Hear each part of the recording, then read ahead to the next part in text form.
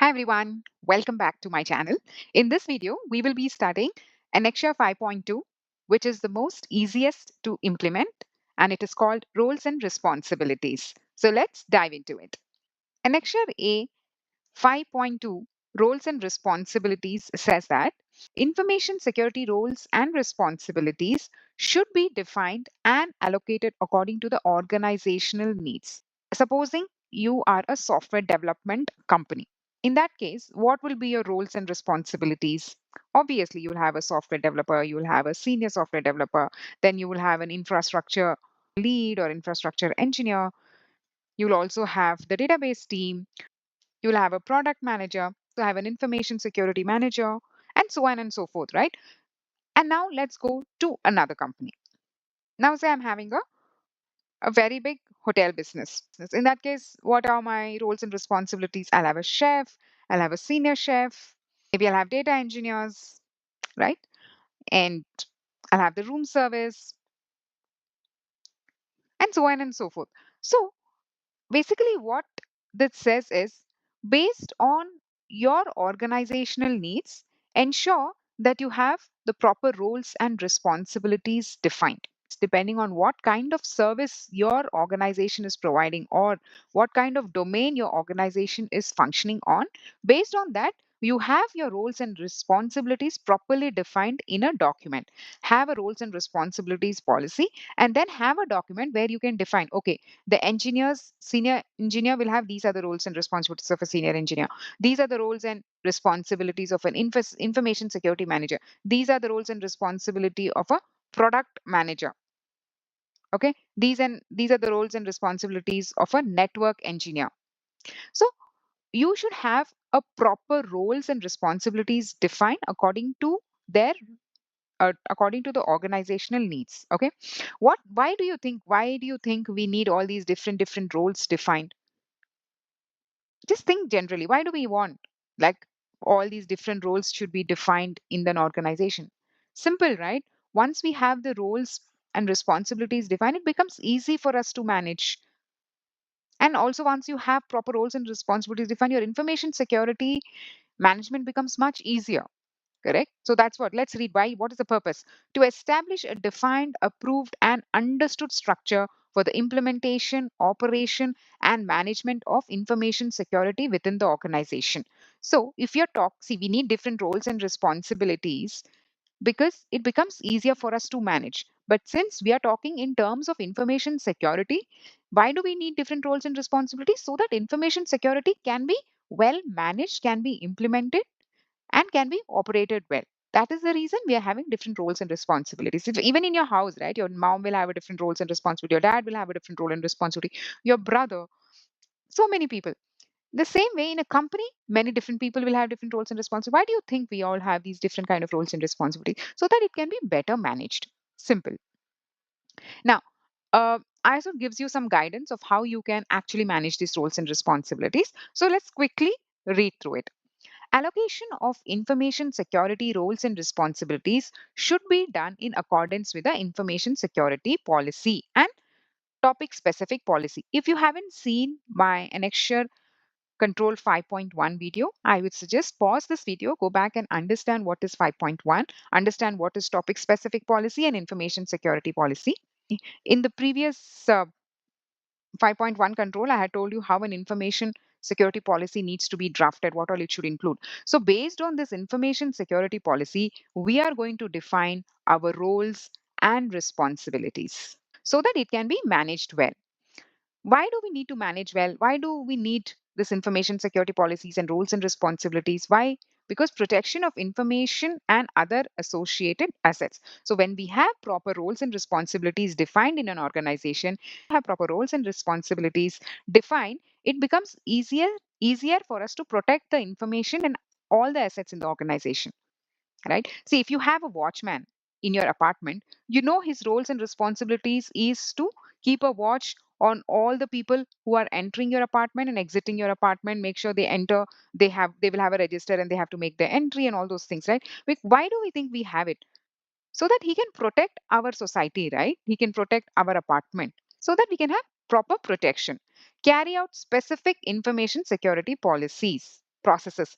So we can also carry out proper security processes. Whenever there are proper processes in place, it becomes easier to manage things. When we can easily manage things, then it is easy for us to secure things, right?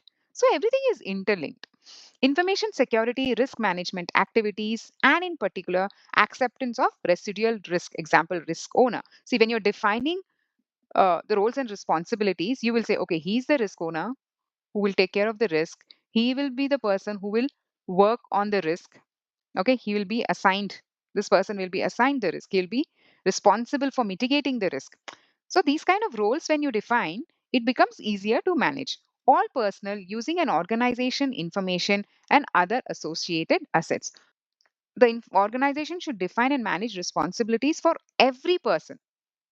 Okay, there should not be any single person in the organization who should be left without any roles and responsibilities. Obviously, right? You cannot join a company without any roles and responsibilities, right? When they're paying you something, definitely they'll get the work done from you. So that means they'll give you some roles and responsibilities. Many organization, they will have people and they will say, okay, this is what you have to do. Okay, but nothing will be documented. This is what ISO says. It says document all the roles and responsibilities. So all personnel using an organization information and other associated assets. That means if you're using any information related to the organization, okay, if you're using their laptops, you're using their services, you're working for them, correct? Then any information that you're using or you're using their assets, then that person should have a role defined. That is what ISO says. Let's read the guidance further.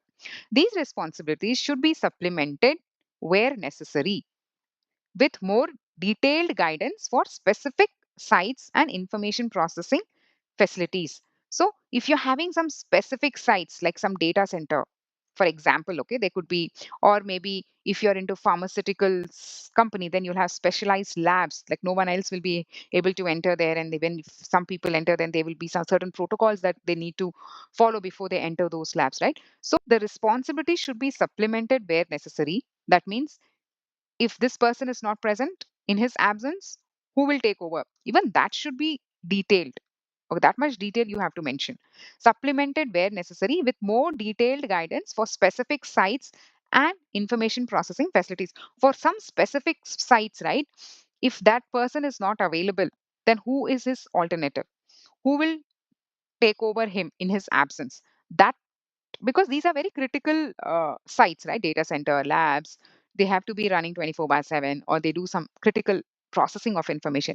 In those cases, in the absence of the primary person, who is the secondary person, even that detailed information should be documented. Individuals with allocated information security responsibilities can assign security tasks to others. That's what it says. If primary is not present, they can have a secondary and they have to allocate it to the secondary. However, they remain accountable and should determine that any delegated tasks have been correctly performed. So even if he is giving his access temporarily to a secondary person, he is still accountable. And he should also ensure that whatever task the secondary person has performed, he has performed properly.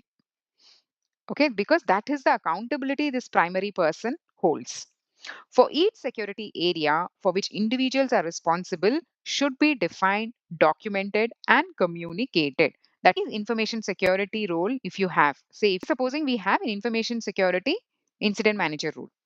Each security area for which individuals are responsible should be defined. So his role should be properly defined in a document and should be communicated, and it should be told to him, ki, Mr. These are your roles and responsibilities, or Madam, this is your roles and responsibilities that you have to fulfill. Because if you don't communicate to him, he is not aware of it, right? See, supposing he doesn't know how to handle P1 incident because you have not told him how to handle, then how can he be aware of it? So whatever his roles are, you have to communicate to him in advance and tell him, document and give it to him, saying, okay, fine, you are in this position and these are your roles and responsibilities. Authorization levels should be defined and documented. Means what? If whatever his authority is, that also should be defined. Okay, for example, he's a manager. You can say, okay, you can approve leave of your engineers, but ensure that a secondary person is handling in his absence. So that authoritative level should also be defined. Individuals who take on specific information security role should be competent in the knowledge and skills required by the role. That means you cannot like get anyone and make him sit in this role, right? He should be competent enough. He should be talented enough and have that much of knowledge and skills. That is the reason, right? When you apply for a job, they will say, okay, this person should have a CISSP or whatever role. He should have Azure AI certification or whatever certification. He should be CISA certified, right? Why do they say this? Because they, for that particular role, they need that much of skill set. So that also should be defined. Should be supported to keep up to date with development related to the role. Whatever new developments are coming in this specific area, he should be updated with all those and required in order to fulfill the responsibilities of the role. Development is there, he should be aware of, which means what if there is any zero attack coming, then he should be aware that okay, zero attack has come. Now, how should I secure my organization? He should be that much up to date with his, he should try to keep himself up to date with the developments related to his field.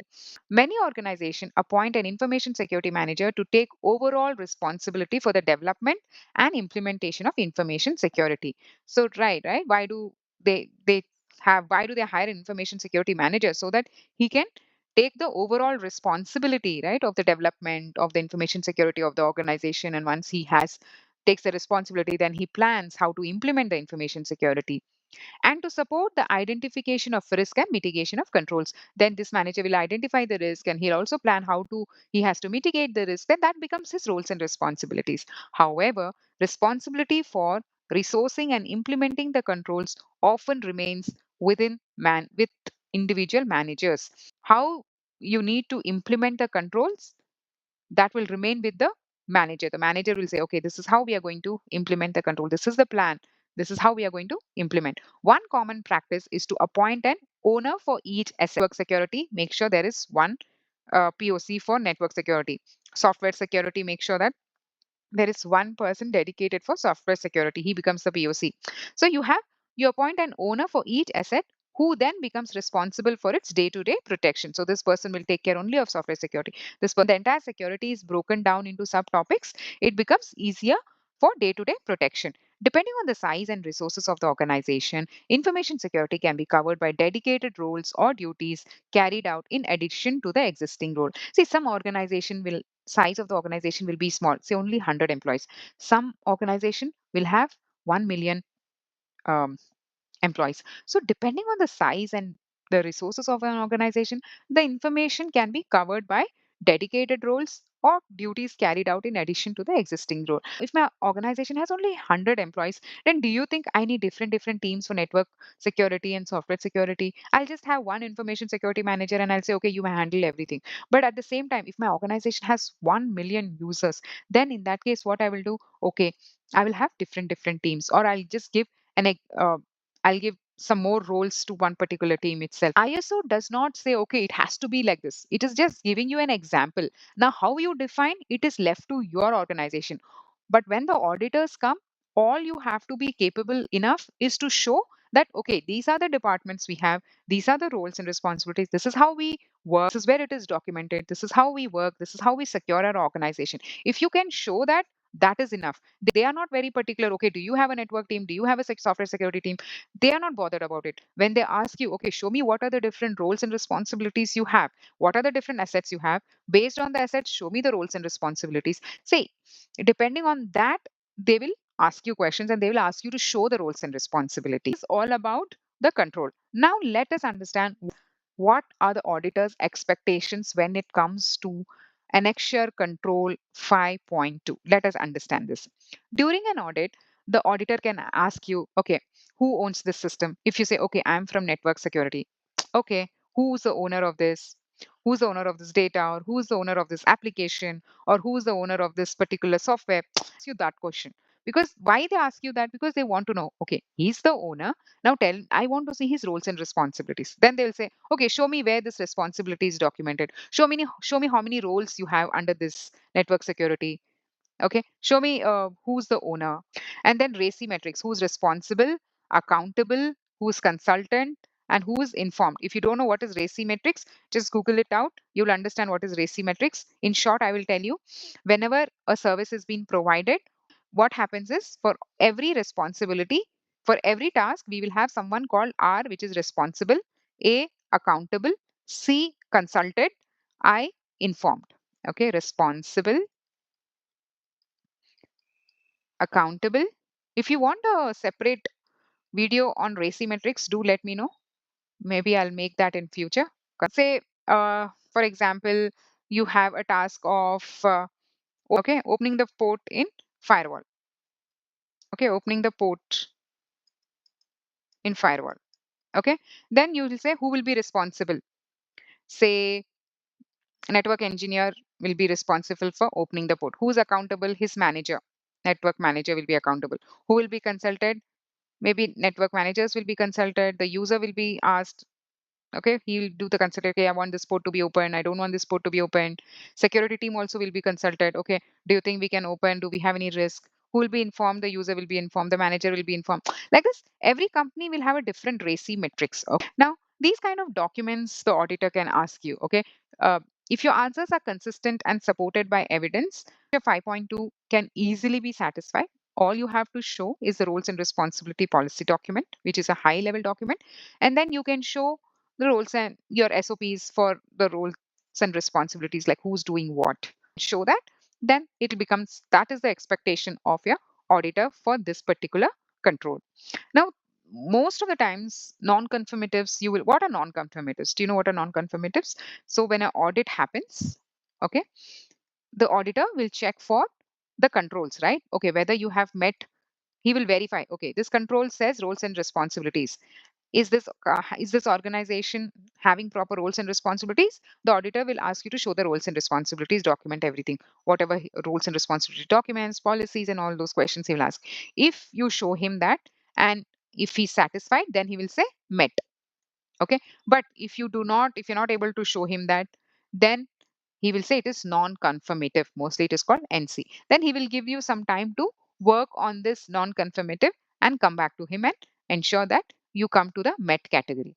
What are the common non-conformatives? What are the common mistakes that most of us do during the audit? When do you get a non-conformative?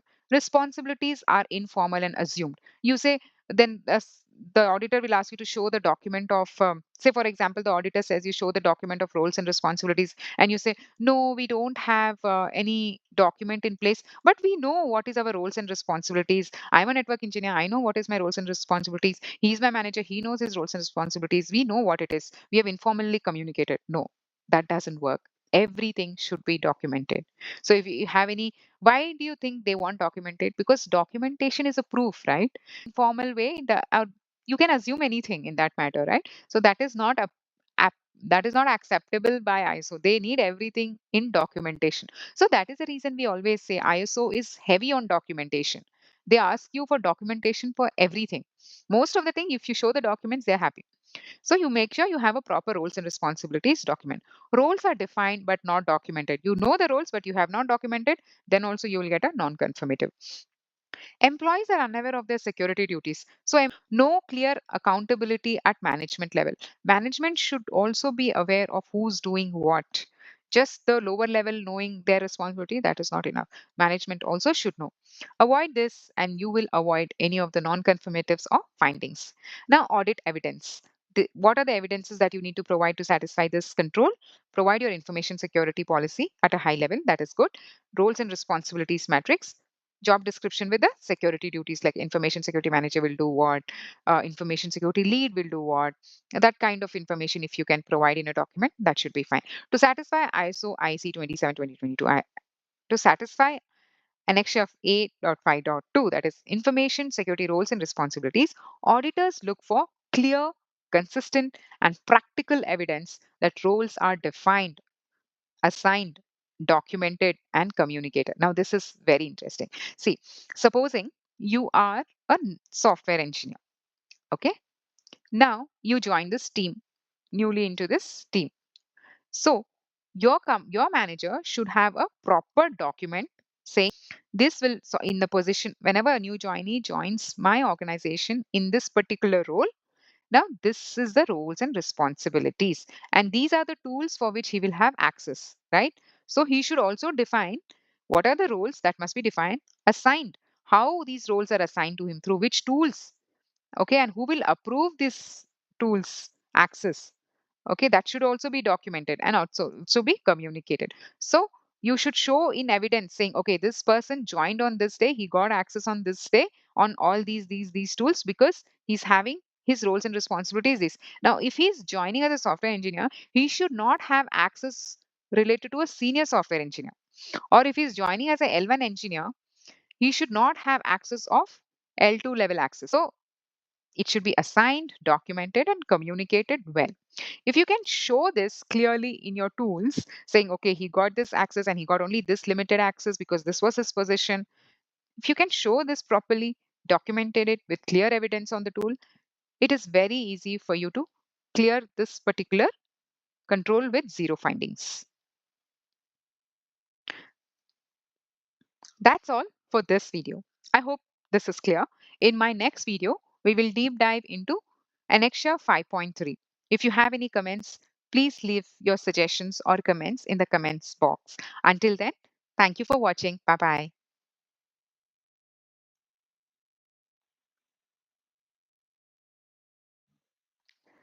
Scott.